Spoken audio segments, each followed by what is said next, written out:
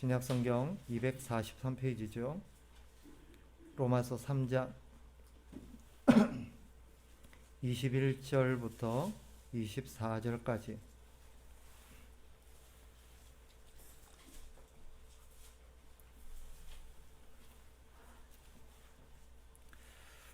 한 목소리로 같이 읽읍시다. 21절부터 24절. 다 같이 시작. 이제는 율법 외에 하나님의 한 의가 나타났으니 율법과 선지자들에게 증거를 받은 것이라. 곧 예수 그리스도를 믿음으로 말미암아 모든 믿는 자에게 미치는 하나님의 의니 차별이 없느니라. 모든 사람이 죄를 범하였음에 하나님의 영광에 이르지 못하더니 그리스도 예수 안에 있는 속량으로 말미암아 하나님의 은혜로 값없이 의롭다 하심을 얻은 자 되었느니라. 아멘.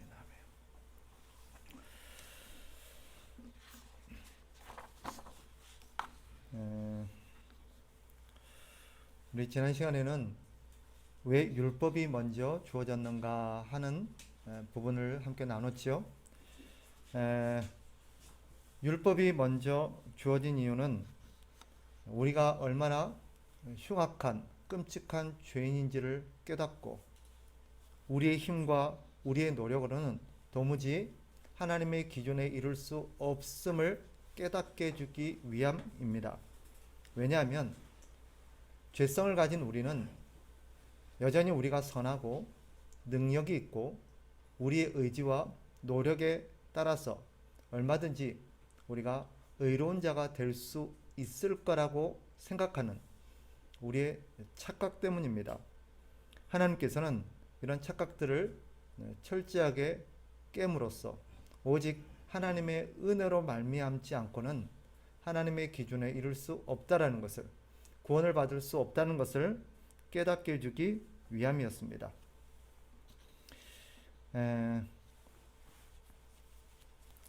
하나님의 말씀을 듣다 보면 그리스도인들 가운데 잘 모르면서도 마치 자기가 다 알고 있는 것처럼 하나님의 말씀에 귀를 닫아버리는 사람들이 있습니다.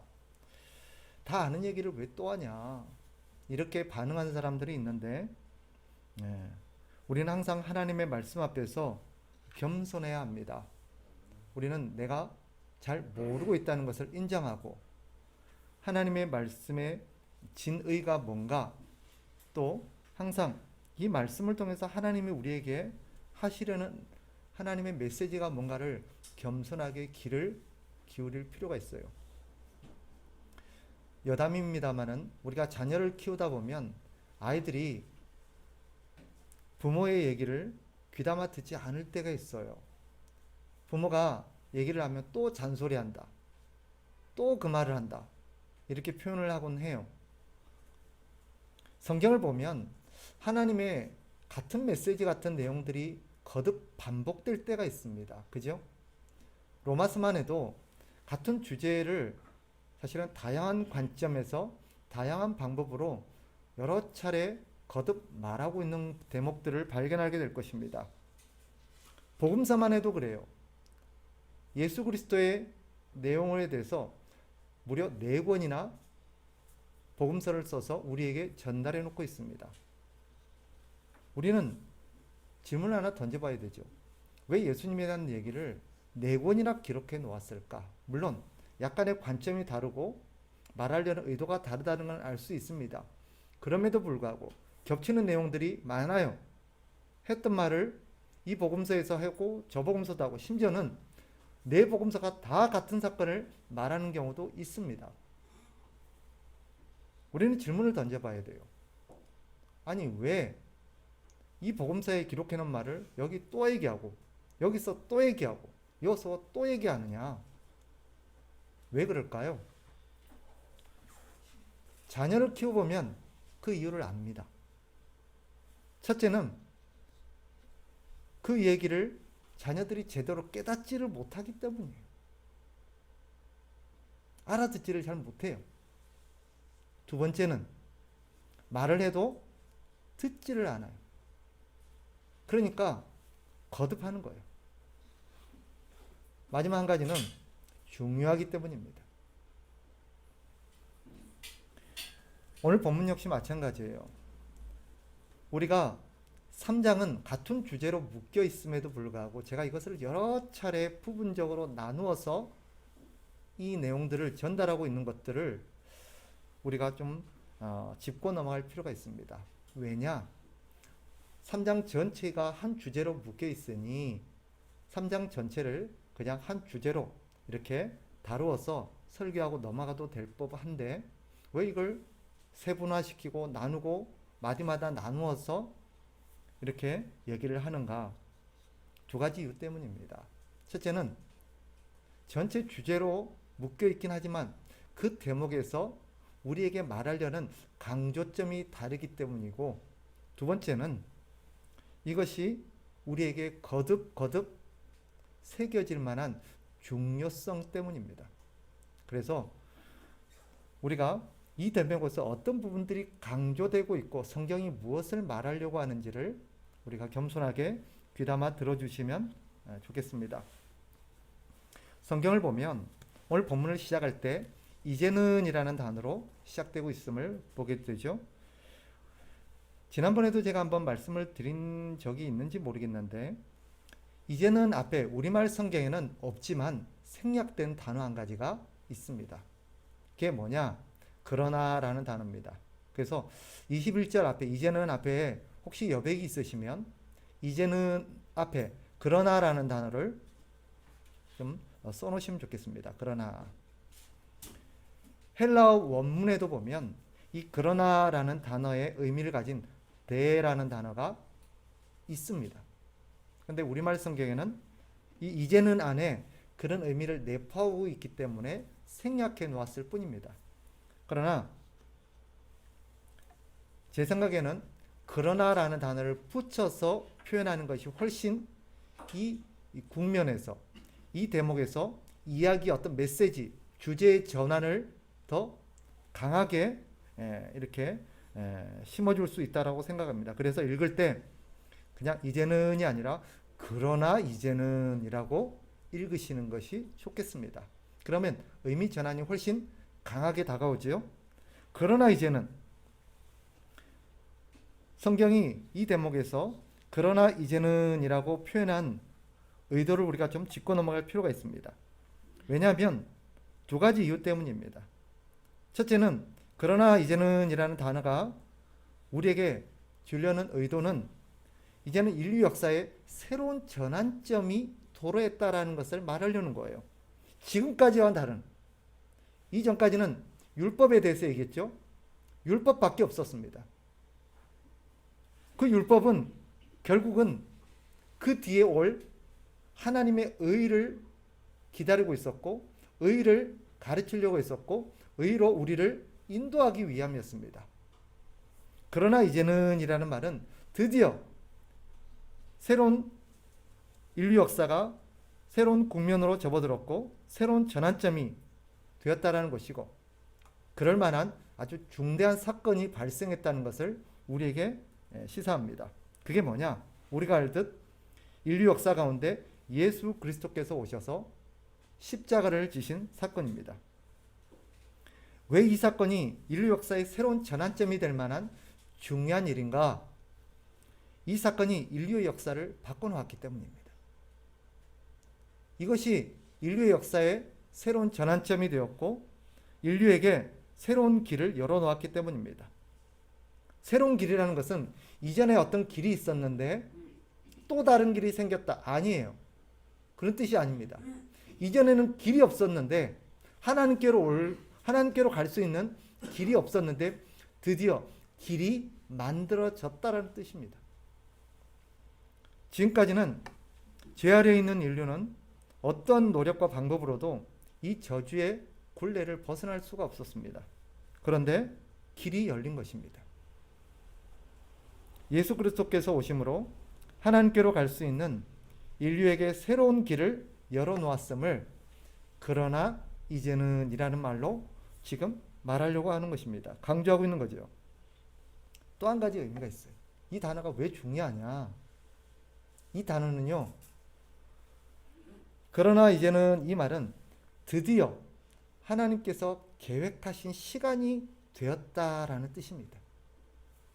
복음서를 읽어보시면 예수님께서 때에 관한 문제를 여러 차례 언급하신 적이 있어요. 아직 내 때가 이르지 않았다라고 말씀하신다든지, 하나님의 때가 있다라고 말씀하신다든지, 이 때에 대한 부분들이 성경에 여러 차례 강조되어 온 바 있습니다. 드디어 그 때가 되었음을 오늘 본문이 말하는 거예요. 우리 구원은 창세전부터 계획되어져 왔고 진행되어 온 일이었던 것입니다. 21절을 다시 보세요. 21절에 보면 이렇게 말하죠. 그러나 이제는 율법 외에 하나님의 한 의가 나타났으니, 그 다음이 중요합니다. 율법과 선지자들에게 증거를 받은 것이라. 여기서 율법과 선지자, 율법은 모세 오경을 의미합니다. 율법서를 의미해요. 그리고 선지자들, 이 말은 구약에 있는 선지서들을 의미합니다. 그러니까 율법과 이 선지자들이라는 단어는 구약 성경 전체를 의미하는 표현입니다. 즉 구약 성경에서 구약 시대부터 지속적으로 계시되어 왔었고 진행되어 왔던 바로 그 하나님의 의라는 얘기입니다. 인류가 그토록 기다려왔던 사건이기도 하고 하나님께서 약속하셨던 그 하나님의 의가 비로소 때가 되자 나타났다라는 뜻이 됩니다. 그 하나님의 의가 누구를 통해서 나타났습니까? 예수 그리스도를 통해서 나타나게 된 것입니다.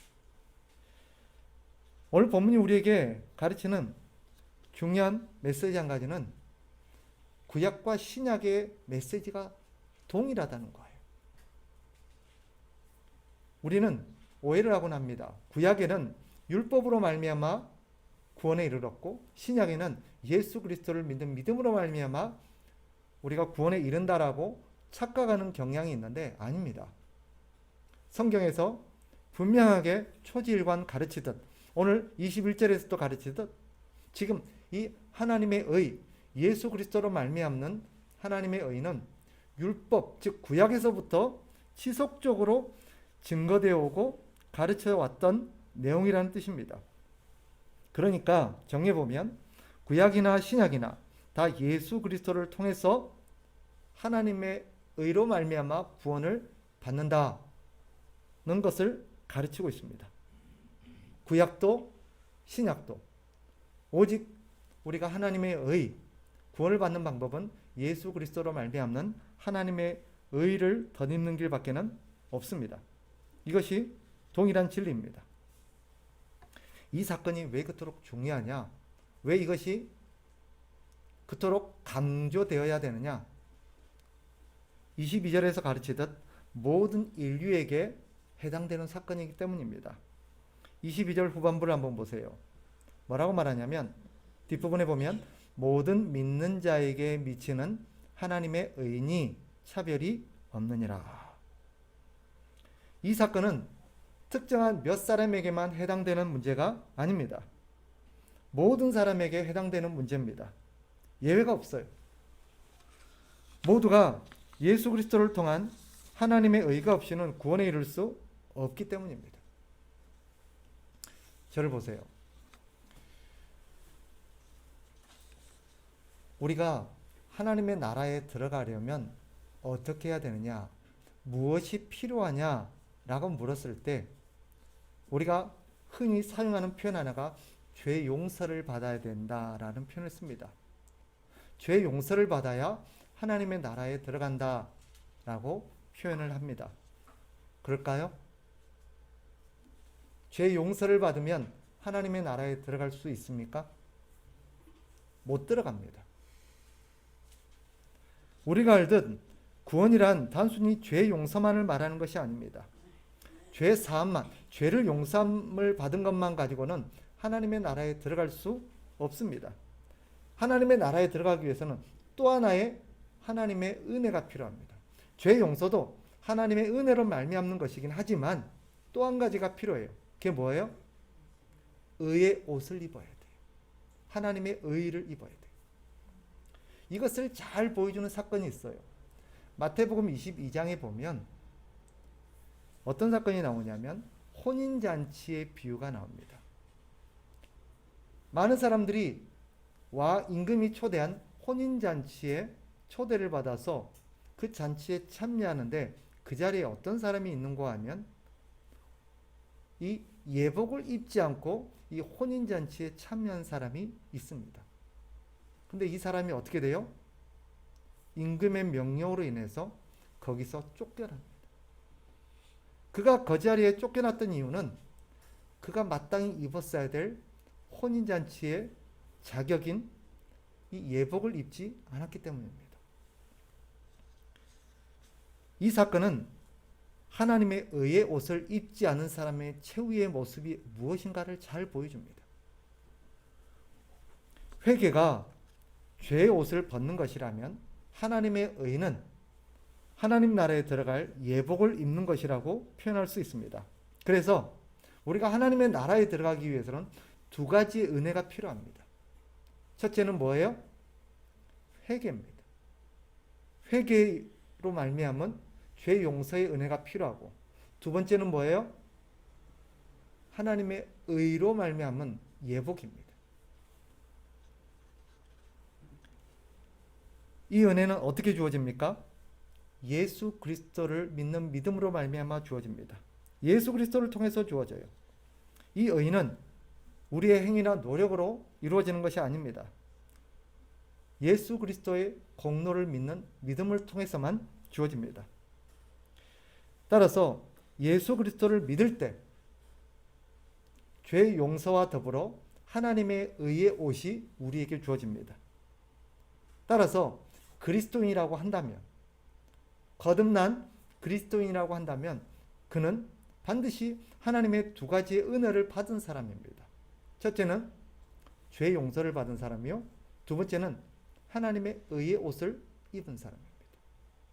만약에 저와 여러분이 진실로 거듭난 신자라고 한다면 우리는 이미 죄 용서와 더불어서 하나님의 의의 옷을 입고 있는 사람입니다. 그래서 요한계시록에 보면 그 하나님을 아련하고 이 천국에서 하나님을 예배하는 사람들이 전부 다 한결같이 어떤 옷을 입고 있어요? 흰 하얀 이 세마포, 하나님의 의의 옷을 입고 있는 것을 볼 수 있습니다. 이것은 예수 그리스도께서 그분의 의로 말미암아 우리에게 입혀주시는 옷이에요. 우리가 노력해서 사 입은 옷이 아닙니다. 하나님께서 예수 그리스도의 십자가를 통해서 우리에게 입혀주신 옷입니다. 우리는 이 옷을 입고 있습니다.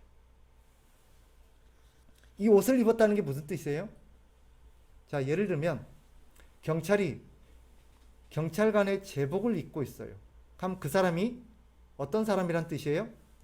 우리는 그 사람이 그 옷을 보고 경찰이라는 것을 알 수 있습니다. 만약에 저를 보세요. 제가 이렇게 양복을 말끔하게 차려입었어요. 그러나 이 옷을 입고 제가 어떤 사람에게 경찰이 가지고 있는 공권력을 행사하려고 한다면 당신을 체포합니다. 누구도 제 어떤 공권력을 인정하려 들지 않을 것입니다. 분명히 내가 예를 들어서 어떤 사람에게 당신을 내가 체포합니다라고 말한다면 그 사람은 나에게 이외에 특별한 뭔가를 요구할 겁니다. 자격을 요구할 거예요. 네가 뭔데? 그죠?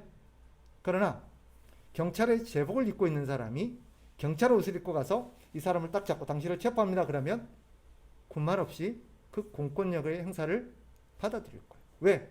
그 옷은 곧 뭘 상징해요? 그 사람의 신분과 자격을 상징합니다. 여기서도 마찬가지. 우리가 하나님의 의의 옷을 입었다는 것은 이미 우리가 천국 백성이 되었고 천국에서 살아갈 수 있는 시민권과 자격을 획득한 사람이라는 것을 보여주는 상징적인 어떤 특징이라고 볼 수 있습니다. 우리가 여기서 한 가지 주목할 점이 있습니다. 하나님의 의라고 불려지고 있다는 점입니다. 분명히 예수 그리스도의 의도 아니요 성령의 의도 아닌 하나님의 의라고 불려지고 있습니다. 이것은 우리에게 주어진 복음이 하나님으로부터 나오는 것임을, 하나님에 의해서 계획되어지고 추진되는 것임을 분명하게 보여줍니다. 우리 앞에서 이미 다룬 바 있습니다. 따라서 우리는 기독교가 예수 그리스도의 복음 위에 세워진 그런 어떤 종교라는 인식 때문에 너무 예수 그리스도만을 강조합니다. 우리가 구원받은 것은 예수 그리스도의 십자가 은혜라고 고백하면서 너무 예수 그리스도의 은혜만 강조하는 경향이 있는데, 이것은 심각한 오해를 낳을 수 있는 그런 문제입니다. 다시 한번 제가 힘주어 강조하는데, 이 모든 복음의 원천은 하나님 아버지입니다. 예수 그리스도를 보내주신 분도 하나님 아버지시요, 우리를 구원하고 우리를 예를 들어서 김경식이든 신현술이든 김종수든 그 누구든 하나님의 자녀로서 신분을 얻도록 선택하신 분도 하나님 아버지십니다.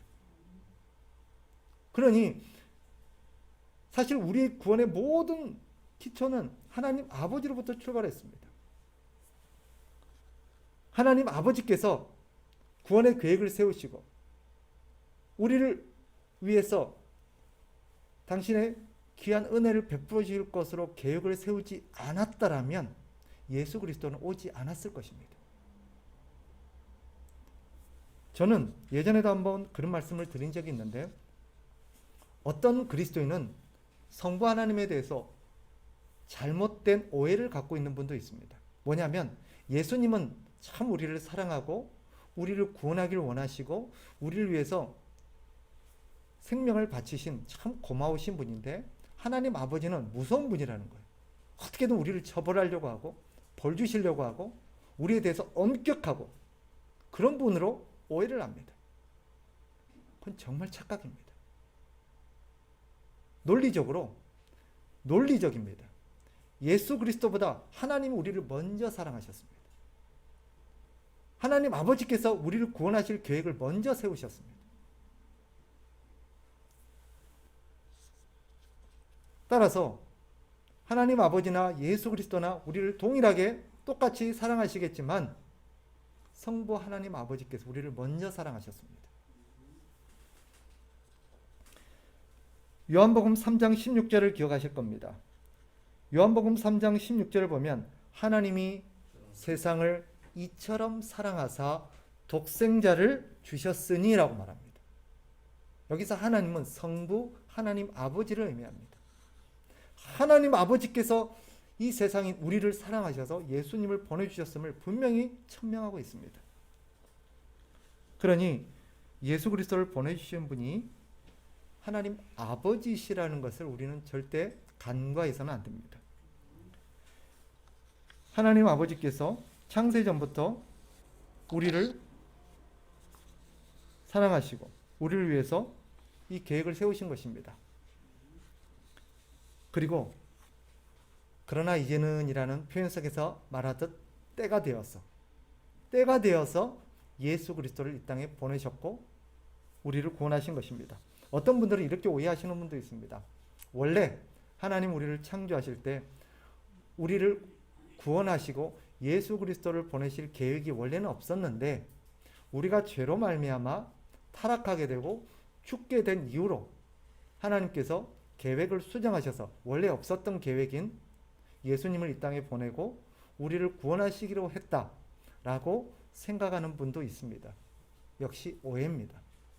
성경은 분명히 창세 전부터 하나님 아버지께서 계획하신 거래요. 이것이 어떻게 가능한지는 우리는 모릅니다. 성경은 분명히 말합니다. 어느 날 하나님께서 미처 생각하지 못했던 문제가 발생해서 죄가 저지르고 나서 뒤늦게 보완해내는 방법이 절대 아닙니다.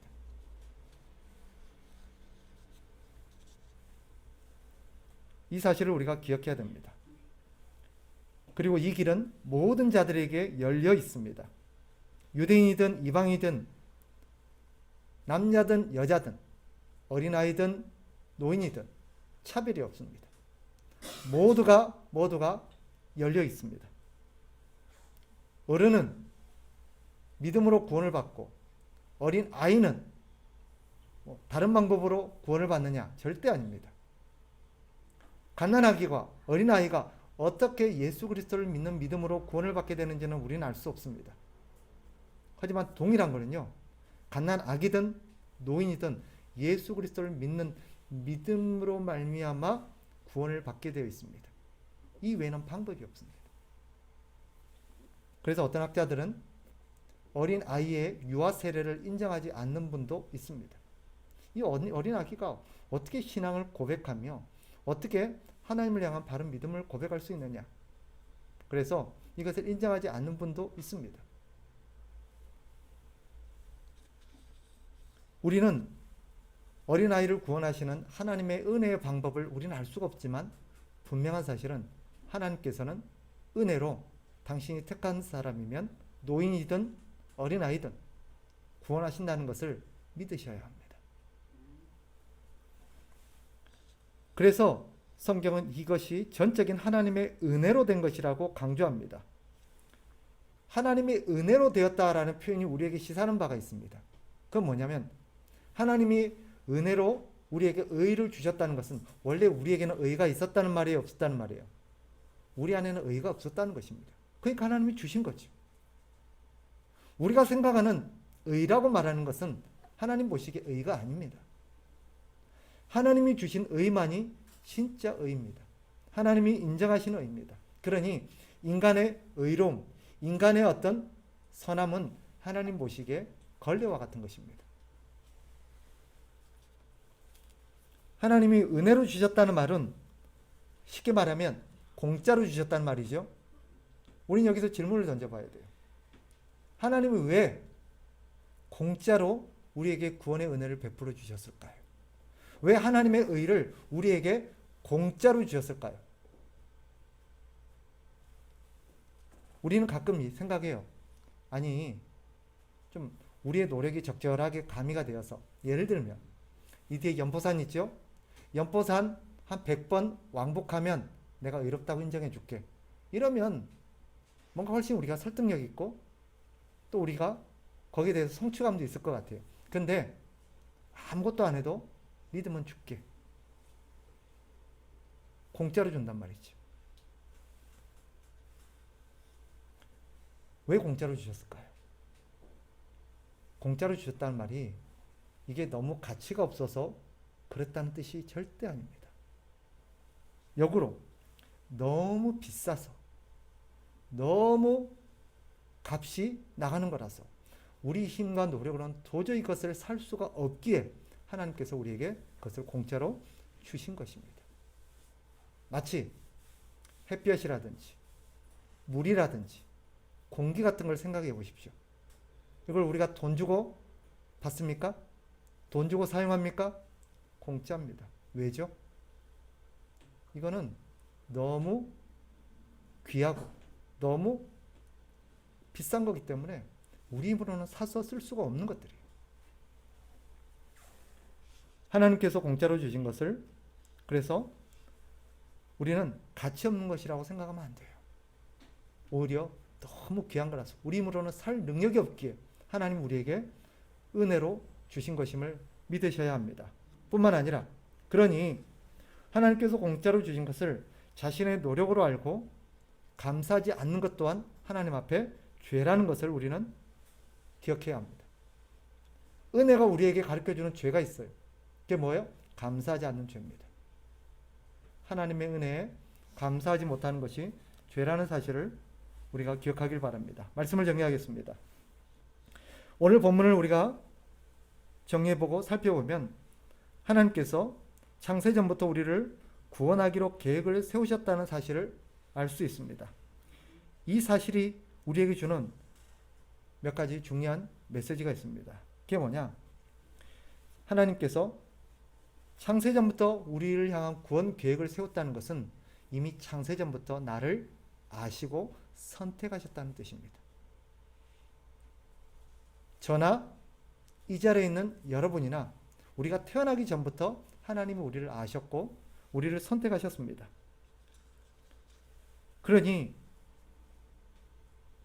나의 구원은 하나님의 세심한 계획과 하나님의 놀라운 은혜 속에서 이루어진 사건이라는 것을 기억해야 합니다. 이 사건이 우리에게 가르쳐주는 게 있어요. 가끔 아마 우리 태성이나 여기 있는 자녀들도 그렇게 생각해 본 적이 있는지 모르겠어요. 내가 왜 하필이면 이 대한민국이라는 조그만 땅에서 태어났지? 그것도 왜 하필이면 김봉영이라는 사람의 아들로 태어났지? 왜 하필이면 내가 이런 신체 조건과 이런 어떤 특성을 가지고 태어났지? 지금까지 살아오면서 왜 나는 이런 친구를 만났고 이런 선생님을 만났고 이런 교회를 만났지? 사실은 여기에 대해서 우리는 구체적으로 답을 알 수는 없지만 분명한 사실 한 가지는 알 수 있습니다. 지금까지 내가 겪어왔고 걸어왔던 이 모든 것들이 하나님의 치밀한 계획 속에서 진행되어 왔던 사건이라는 것입니다.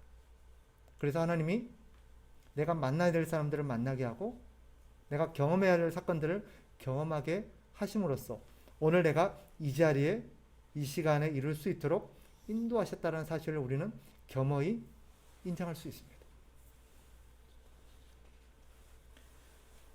이것이 우리에게 가르쳐주는 중요한 진리는 우리의 존재가 하나님께 그토록 가치가 있는 존재라는 것입니다. 오해하지 마세요.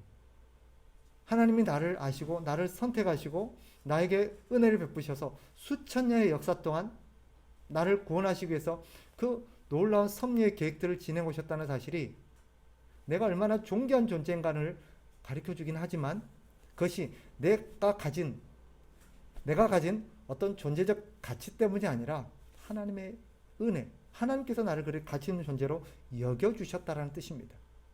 원래부터 내가 그런 가치 있는 존재였다는 뜻이 아니에요. 하나님이 나를 가치 없는 나를 가치 있는 존재로 인정해 주셨다는 뜻입니다. 이 모든 것은 전적인 하나님의 주도적 행위요 은혜라는 사실을 잊지 마시기 바랍니다. 역으로 생각하면 우리 자녀들이나 저나 여러분이나 기억해야 될 것이 있어요. 이 은혜라는 단어가 우리에게 가르쳐주는 중요한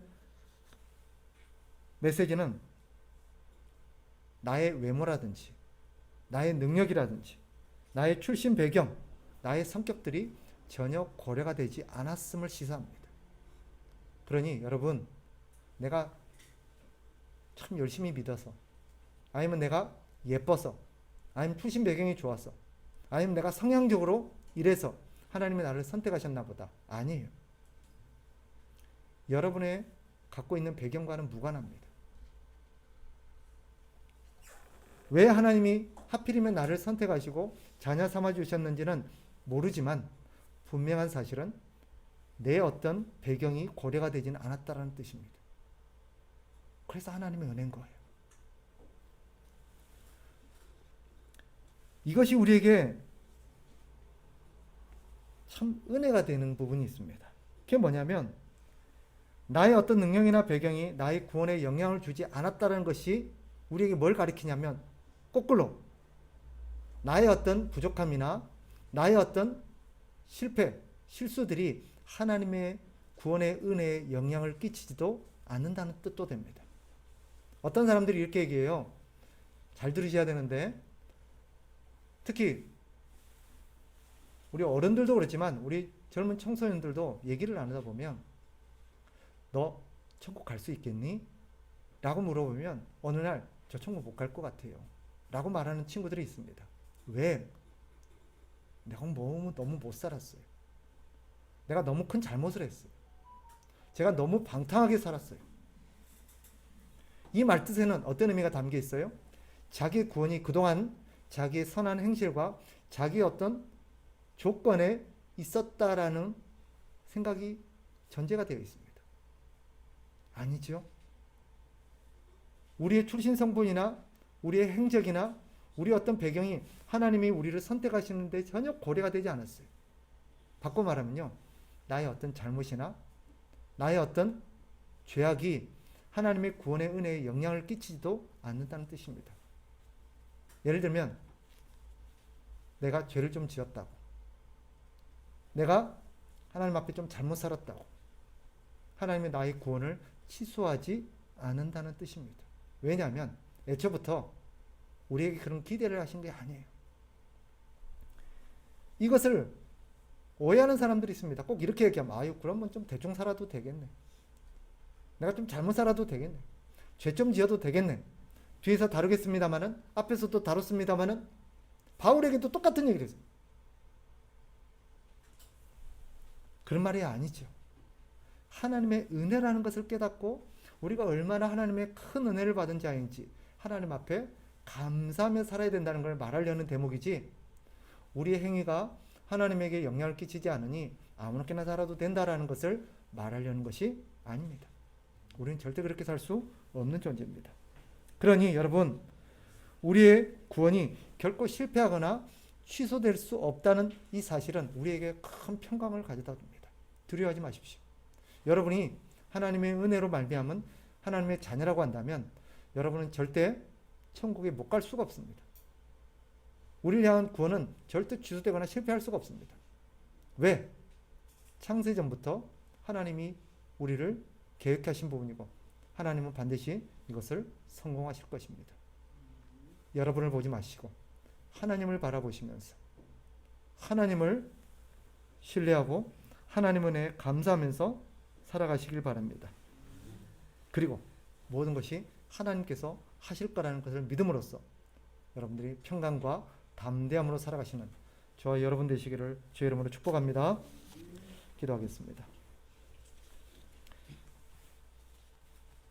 하나님 아버지, 오늘 말씀을 통하여서 이 모든 것이 창세전부터 하나님의 계획과 또 하나님이 진행해 오신 섭리로 말미암아 이루어진 일이라는 것을 다시 한번 저희들이 깨닫습니다.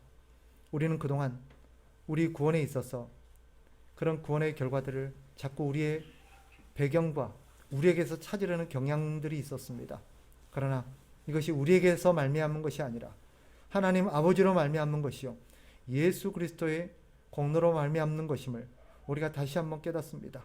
우리가 하나님 앞에 할 수 있는 것은 그저 감사와 찬송밖에 없음을 우리가 깨닫게 하시고 하나님 앞에 감사하며 살게 하시고 하나님을 찬송하며 살게 하시고 하나님을 높이며 살아가는 우리의 성도를 되게 하시고 어떤 상황 속에서도 흔들리지 않게 하시고 두려워하거나 염려하거나 슬퍼하지 않도록 주여 믿음을 더하여 주옵소서. 예수 그리스도 이름으로 기도하옵나이다. 아멘.